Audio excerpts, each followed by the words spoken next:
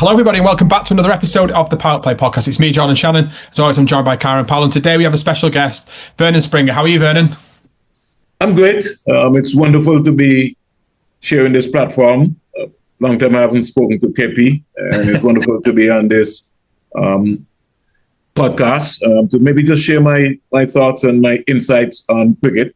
As you know, sport is basically almost all of my life, mainly cricket. I've really benefited from around the world. I would have maybe started like a long time ago, like I was telling you off script. Yeah. You can remember Kieran Powell scoring 100 at 9 years old in the St. Kitts Nevis 13 and under cricket competition. That seemed like a long time ago. We'd have had the likes of Devon Thomas, and those were exciting times. Craig Brathwaite and Jason Hole, all those guys would have come to the St. Kitts Nevis 13 and under tournament. So it's real great, that you could be able to, at this time in your life, see Kieran now moving into the media space and making a contribution. Yeah.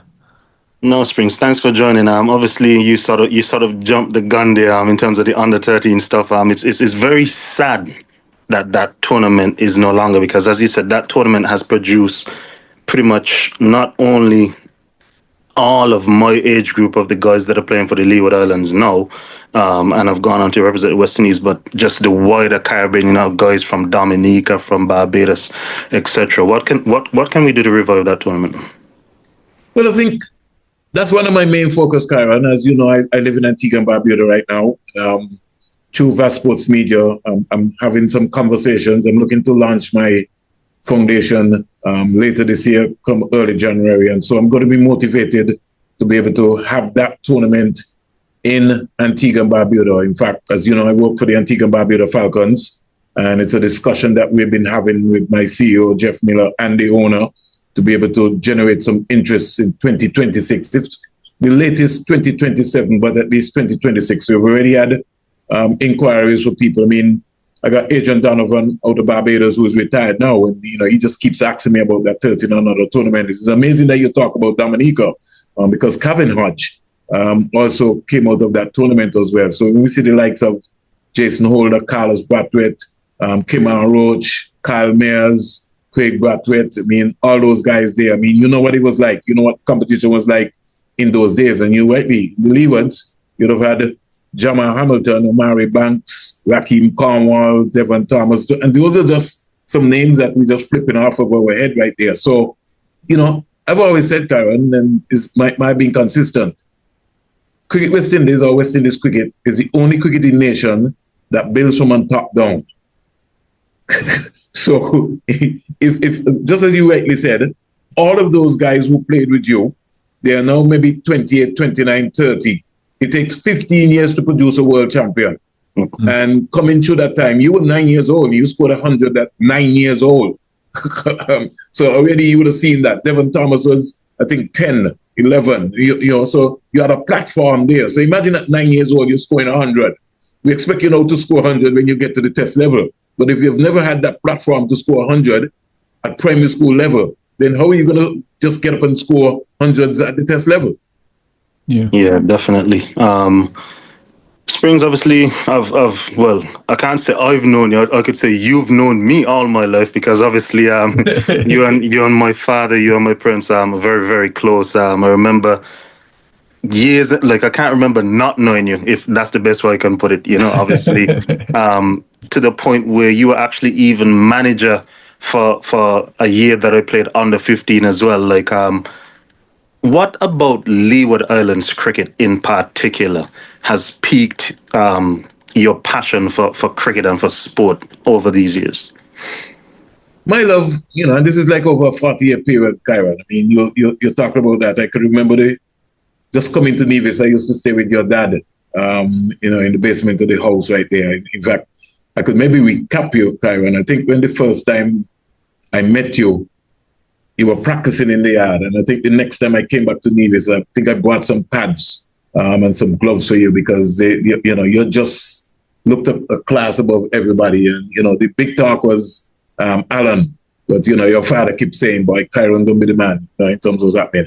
I've been motivated for a very long time, Kieran, from an early age. The cricket politics between Nevis and St. Kitts ignited me. I remember being around the senior team and going to Nevis.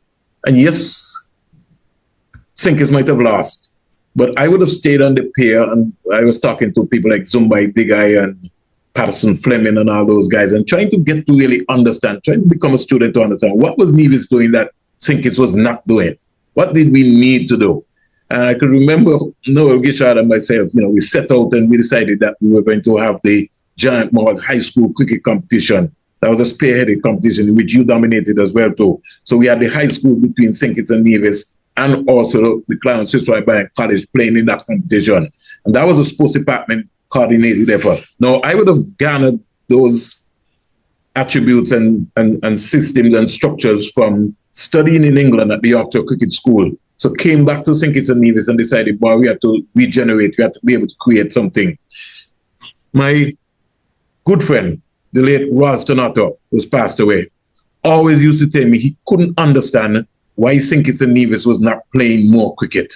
He was always saying that it's not like even Antigua. Antigua was just there on their own, but they didn't have a big brother like Barbuda. But St. Kitts and Nevis was really placed in a position where, more cricket were played. I tried, I show you now, Kieran, I tried almost everything. At the youth level, I think Gishard and myself and all of the other coaches, we would have worked hard at the youth level. I think where our main problem would have been is that we didn't have anybody who, when those guys got to the senior level now, to take them to the next level consistently. So we were just developing at the youth level. John Maynard, my friend, we were very instrumental in that Giant Mall High School competition. I remember I sat with Johnny and I said to Johnny, listen, St. Kitts and Nevis might not win the Leeward Islands under-19 tournaments in those days, but my main focus was to get players onto the Leeward Island team, because the Leeward Islands under-19 team used to be dominated by players from Antigua and Barbuda, and we broke that cycle. So we went on a run to be able to make sure that we have players from from the under-15 and especially the under-19 level.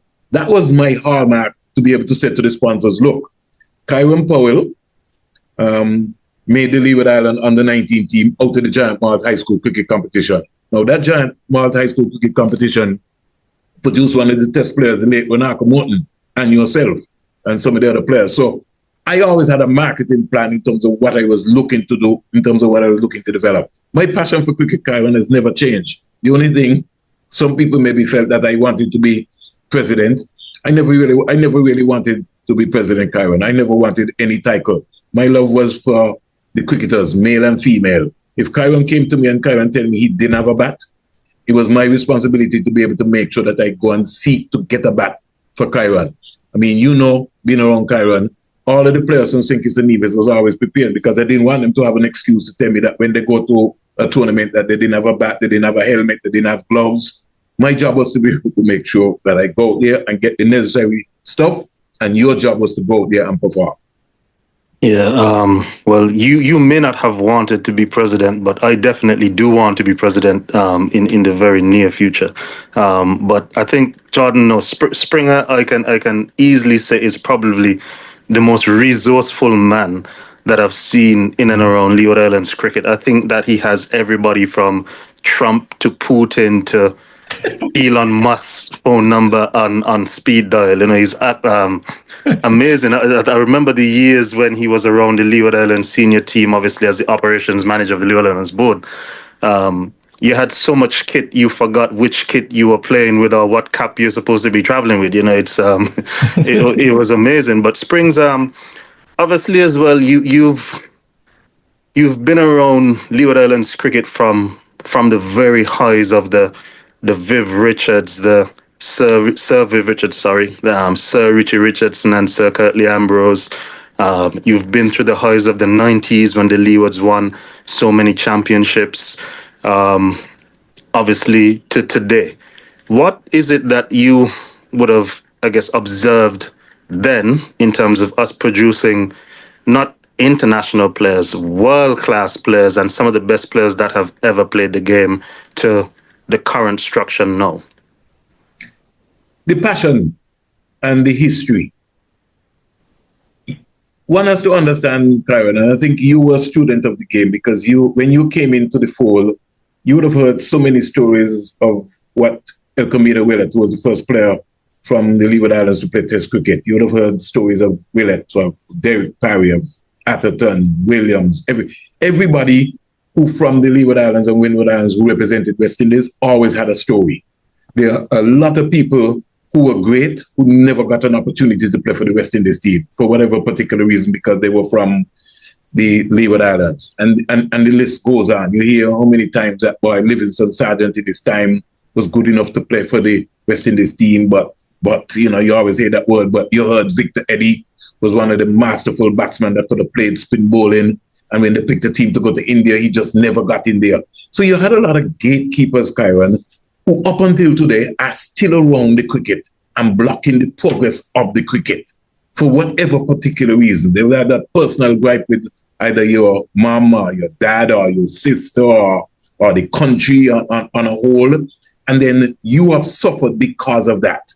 And not only you, but I'm talking about male and female cricketers. Because when you look at the talent pool that has come to the Leeward Islands, and when you look at where our administrators, 80% of the problems in Leeward Islands cricket boils down to our administrators having an understanding of structure. Mm-hmm. And they have not moved with the time to be able to understand that cricket has evolved. So we're still thinking 90 years ago or 100 years ago that, boy, we could just put up a set of stumps and say that we're going to have a Leeward Island tournament. We don't understand that. We have to think outside of the box. We have to go and get sponsors for balls. We got to go and get sponsors for umpires. We got to go and get sponsors for kit equipment. We got to go and get sponsors in different areas. Because right now, because of the West Indies team not winning, it places a burden on you to get sponsorship, an overall sponsor for a tournament. So you have to get multiple sponsors to be able to make that. Barring that also, the governments make a sacrifice to invest money in a time when athletics is asking for more money because they're doing better than cricket. Football is asking for more money. Basketball, everybody's asking for a small pie. But in the meantime, cricket always gets more money than almost everybody because it is designed that, boy, you have to invest in cricket. But the cricket administrators are seriously not thinking outside of the box as to how they're going to raise funds. We're still reliant on Cricket West Indies. So if Cricket West Indies, like they're saying right now, don't have any money, then we have a shortened tournament. We can't have a camp because Cricket West Indies don't have any money. And we haven't designed a plan to go out to market Leeward Islands cricket. We haven't gone to the folks in the diaspora and say, we need help. Yeah. Right? And to me, that is the major problem. What the cricket needs is a revolution. Needs a revolution all around. We have people who don't understand that cricket is a business. It's no longer a talk shop. It's no longer we just come in and say, oh yeah, we're going to do a tournament. What do we have? We have a problem. How do we fix the problem? What are we looking for? How do we define the problem? Right? If funding is the problem, then we need to get a committee to be able to raise funds to be able to know that that is the problem. And to me, excuse me, Karen, that is the real issue. Springs, the Leeward Islands are currently hosting what is a mixed format tournament right now as we speak. What are your takes on I guess the performances or the lack of performances, new talent available to the Leewards and continuing to grow the Leeward Island brand? Well, let's look first of all, and this is why I was talking to you, Karen, about the structure. The Leeward Islands Hurricane franchise, which is now based in Antigua and Barbuda, has already selected its squad for the 50 over. Yeah. Well, not even for the 50 over, but they've contracted 15 players. So the players before the tournament have been contracted. You now having more or less a 50 over tournament, but everybody didn't get a chance to be able to play against everybody in the 50 over tournament. So St. Kitts and Antigua never played. And that's where the talent pool is. And that's where you wanted to see the matchup to figure out in terms of what's going to be happening. There has to be an evolution for us where some folks are saying, why don't we have a Leeward Island tournament? But what is the timing for us to have the Leeward Island tournament? And what sort of tournament do we want to have? How do we give our players the best advantage to be able to make that franchise team? There's also another issue. How many territories play red ball cricket? They don't play red ball cricket in St. Right? The guys maybe in Montserrat, there are maybe a handful of cricketers in Montserrat, then maybe in the tournament coming up, they're going to get together. So the club structure, more or less, outside of Antigua and Barbuda, is very weak in St. Kitts, but it's kind of strong in Nevis because they play only white ball cricket. Is non-existent to a point in Anguilla. St. Martin maybe have a couple of clubs, they play 20 over cricket. So we have a problem.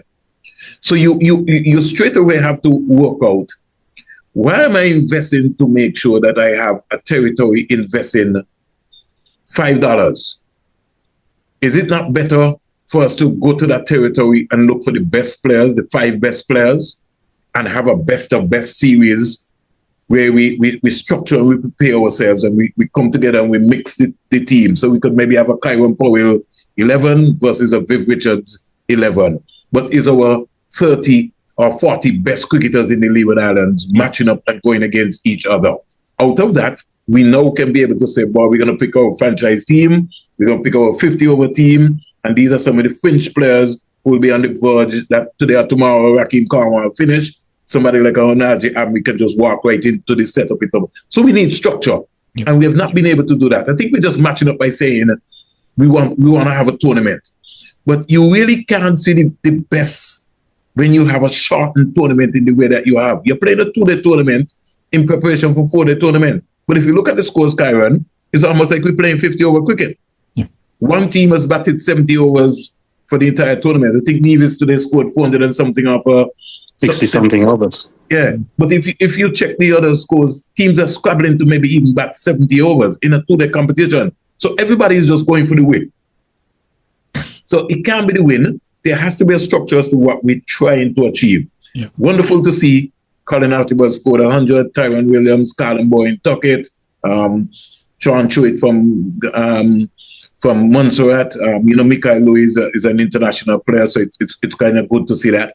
But I don't think that based on the quality and our preparation, because preparation starts in the territory. Yeah. Preparation does not start in the tournament. Preparation starts in the territory. If you are not organized, then what we see now in the Leeward Islands tournament is just a foreplay as to how we were prepared.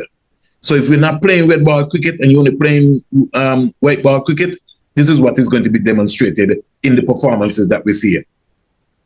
Yeah. Yeah. Springs, speaking of preparation in the territories, obviously we know what that is. Preparation at the Leeward Islands level now. Do you think that there's enough being done? I mean, I've always been of the opinion that 2 franchise coaches is not sufficient when you have 15 players. But I've also been of the opinion that you need more than 15 players as well, because as you said, you need an Onaje Amri to be developing. You need a Colin Bowen Tuckett, who's luckily in the academy, and a Nathan Edwards in the academy to be developing. You need the young players that are next up to be in and around the setup so that they're familiar with how the setup works. Is enough being done there? So when you were there, it's something I question a lot from some of the coaches who set up the programs for the Leeward Islands Cricket Board, dating back from Jacobs, Benjamin, come down.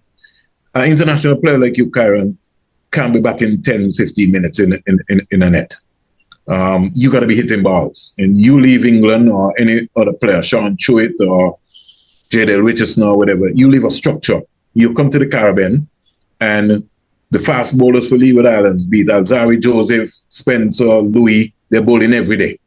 Fast bowlers can't bowl every day. There has to be a time when those guys relax themselves. And so that's why you need net bowlers. So the franchise has got to move to a different level now where you just have net bowlers and you say to your main bowlers, your guys are not practicing today. But the net bowlers will take over the practice. Or you get bowling machines and we get extra coaches to be able to put in the work, because we cannot prepare a Jeremiah Louis or Michael Louis or whoever, Dimitri Adams, just by telling people to go and bat for 10 and 15 minutes because we're going to get the same work. And all of our preparation, Kieran, across the franchises, that's what happens. That's what we do. We just do the same thing. We just do the bare minimum. We don't push our players. We also have another issue. Players are failing fitness tests. You get paid to play cricket. How do you fail a fitness test when you get paid? So if Hans is the trainer for the Leeward Islands, then you need to go and hire Kieran Powell to be a fitness trainer because you know that you have certain requirements outside of the franchise to be able to maintain. You might maybe want to play cricket in England or you might want to play cricket in South Africa. You got to be fit. So the fitness standards and our preparation period by bringing around. The other thing is that we have not used our past players as mentors enough. Yeah. The franchise was in St. Kitts and Nevis. We never invited Elkomida Willett, Victor Eddy, Derek Parry, Livingston Sargent to even speak to the cricketers, to even have a conversation, even a one-on-one, to tell them about the history of Leeward Islands cricket. Or some of the past presidents, people like Hesketh Benjamin, to come and tell you that he had to stand up as manager for the Leeward Islands when they went after Curtly Ambrose and called him for chucking. The players have to know that. They have to hear it and understand that. We in Antigua, have we ever invited Viv to come and, just have a conversation? No.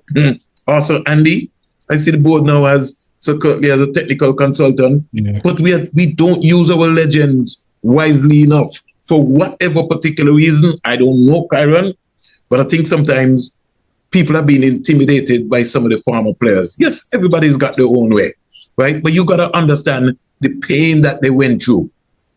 Those guys used to work, Kieran, for less than 100 US in the time, even those guys were playing, right? I mean, Dave Joseph gave me a story. I think he told me his last real pay was $200 and something. Gishad. 254. There we go, right? A guy today playing in the 4-day competition, right? Easily. What is he earning? He's making $2,000 a game. 2,000 US per game. That's what I'm talking about. So we're not talking about that. We're also not educating our players to say that, listen, if a Dimitri Adams does not make the West Indies team and he gets a contract with the Leeward Islands, that he can make a decent living. So a contract player is going to earn US 2,500 US per month. So not anymore. That's gone up. Well, next deep. So I just give you a scope. That's what I said. Just give you a scope. But I just give you a scope, right? So that's what would have been happening before. So I'm saying, are we really educating our people and letting them know that, well, listen, even if you don't play for the West Indies, that you still get a decent living out of being a franchise player, and what are the benefits? These are the conversations, Kieran, that need to take place. Springs, I know you're pressed for time, and I would have really liked to ask you a whole host more questions, but I'm going to have to let you go. But I wanted to congratulate you as well, because I think you probably don't think I know, but I know everything. And you've been inducted into the Cricket Hall of Fame. So we want to congratulate you for all your work, for all your service to cricket over the years, and long may it continue, because, as you said, you may not have wanted to be president, but this Black Panther right here is going to be the Leeward Islands cricket president very soon. Well, I just want to be able to just say, Kieran, thanks to all the folks who would have supported me, including my parents, who are both deceased, my mother and my father. My family, I made some huge sacrifices when it comes in terms of this cricket. I mean, I never really thought that I would be inducted into the Cricket Hall of Fame. And sometimes, my passion was just going about to try to be able to, help people. I know for hours, my colleague, Robert Pemberton, who was in the Leeward Island Cricket Board, he was somebody that I trotted around with, who really understood the vision. Noel Gishad, the list is long, but these are just some people that you could be able to talk to. A lot of people really supported me on this journey. The journey is not finished yet. Induction into the Cricket Hall of Fame is just one stage. My next chapter of my life, Kieran, is to be able to make sure that I get a book, launch my own non-profit foundation, and to be able to make sure that I can reintroduce the Caribbean 13 and under cricket tournament. And I also want to get back in coaching. I do a little bit of coaching in Antigua and Barbuda at this time right now, but mainly to be able for us to develop now and get a new cadre of teachers. We need a new cadre of teachers. And I also want to make this plain here. There's a gentleman in England, there are two gentlemen, Robert Joseph from Antigua and Barbuda and John Maynard. These are people that want to come and help Leeward Islands cricket, want to come and help West Indies cricket. I've seen the pain in Kieran. When Robert Joseph came home, I saw the politics of folks attacking and didn't want to have a Robert Joseph around. And he brought a skill set that we need even up until today.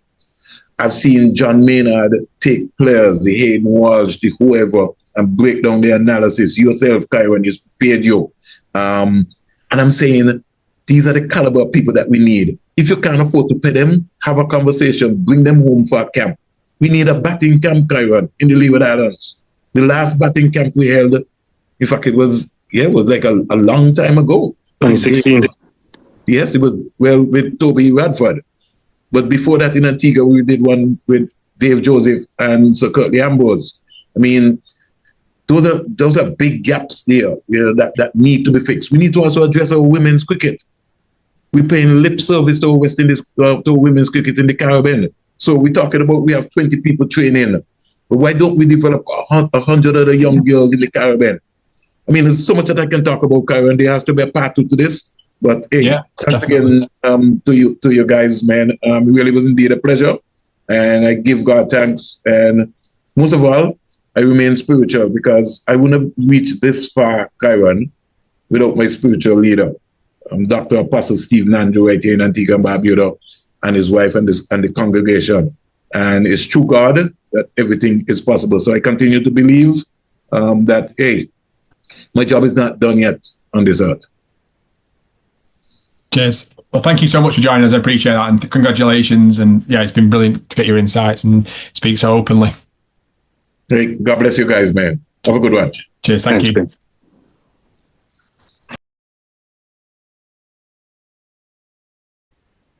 Well, that was a part one with Vernon then, and it was brilliant to get his insights and speak so openly, obviously, about what's going on in Leeward Islands cricket. Jordan, there's a lot of nonsense, a lot of high-level nonsense going on in Leeward Islands cricket. You will hear in the coming days the 50-over team that the Leeward Islands has selected. I know that without naming names, it's quite obvious if you can put one and one together, not even 2 plus 2, that there is a particular player that has dominated the tournament, being the leading wicket taker to this point that we speak, top 5 in run scoring, has played for the West Indies, has represented and served the Leeward Islands for a long time, but has not been selected. Obviously didn't get a contract this season as well, not because he spoke out on another platform, but because he came onto this platform, allegedly. Jordan, I want to make some. Hold on, Jordan. Hold on. Let me go here.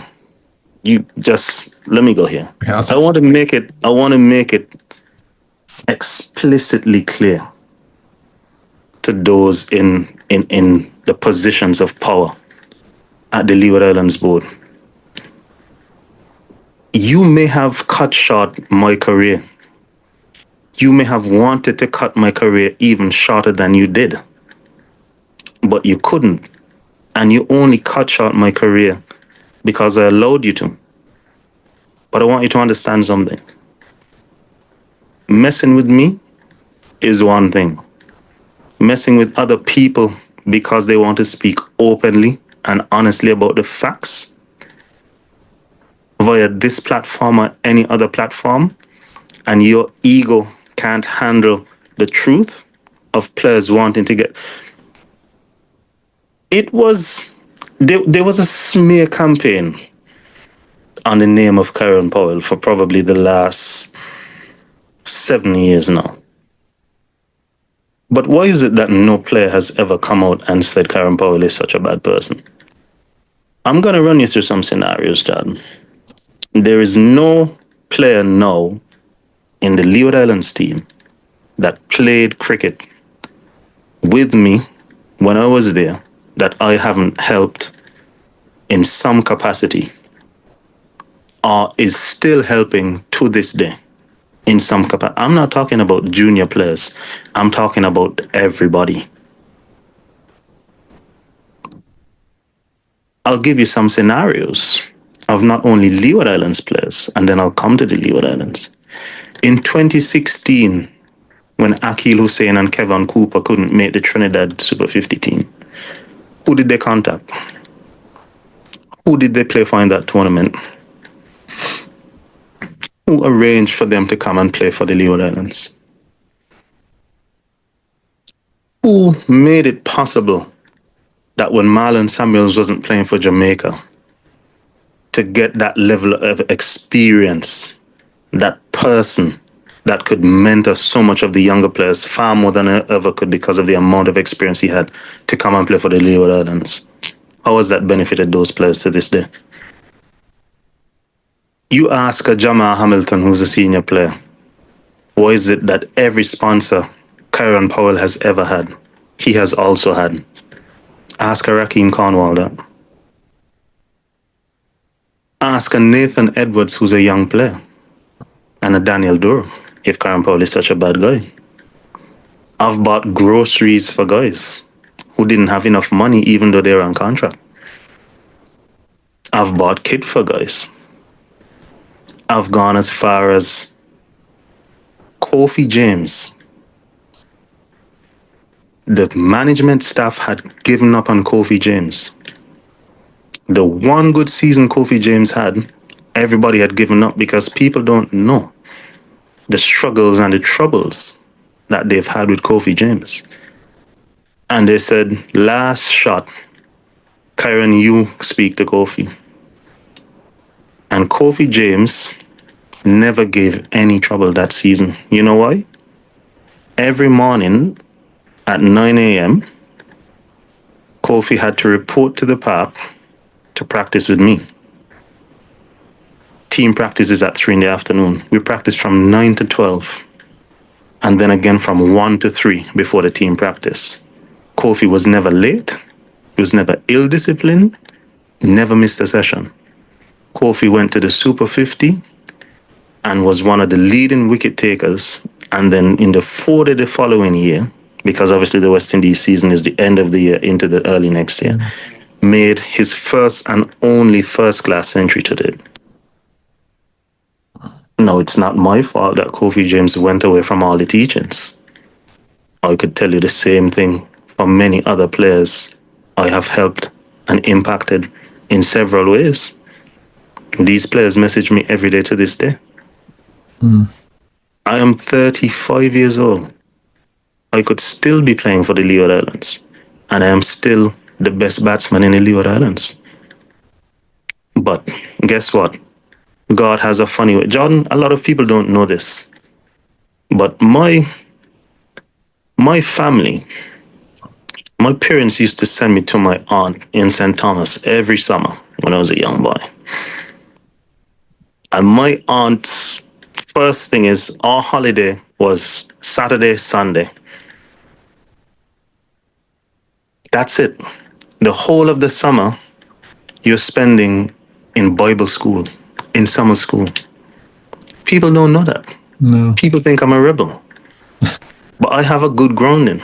Yeah. And I have a good understanding. I have a good conscience. And I do a lot of things for people that I don't talk about. Because I don't do things to get mentioned. I do things to help people get better. But when you want to play with me, then it's going to be a very serious situation and there will be consequences. And I am going to get involved in cricket administration forthwith. I'm going to find some way to start getting involved in Nevis cricket, to rebuild Nevis cricket. And I'm going to get involved in Leeward Islands cricket at an administration level. So this should not come as a surprise to anyone when they hear that Kieran Powell is of some position in the Nevis Island Cricket Association. Because I promise you I'm going to make that happen. And I promise you that whilst you may have done things to me and against me, and that's fine, I don't have a problem with that. but you're not going to continue to do it to other people. What you're doing to these young players now, because of your ego and your inability. Let me tell you why this is personal for me as well. Like, as I said, like, I don't mind like what they did to me personally on a cricket front. But when you start questioning like my upbringing, my parentage, and I can tell you, the people in positions of power that have children that are in some very sticky positions right now. Some very, very sticky positions if we really want to go down the route of parenting. You know? So let this be a PSA. I'm coming. That's all I have to say. No, and I appreciate for again speaking like that and speaking so openly. I know I say it to you a lot when you speak like this, that it's good because you do have a platform, but ultimately at the end of the day, you said people shouldn't be penalised for speaking out, and people shouldn't be penalised for speaking so openly. So thank you. There's nothing else. I've got nothing else to add to that. How you speak about there, and you speak about you as a person. I know how you are with me. I know how you speak to me and how you look after me. I can only speak on my experiences, but I know how you do that, and I can't thank you enough. And yeah, you're a great person. Let's not forget the kids that have gotten scholarships to come to school in England and all the other things I've done as well. I'm here because I don't want to really name people's names. No, I don't want to get anybody involved. No. So I'm trying as much as possible not to name people, but don't try and smear my name, because you can go and ask any of these players, has Kieran Powell ever helped you in any particular way? And the answer will be yes for every single player. Yeah.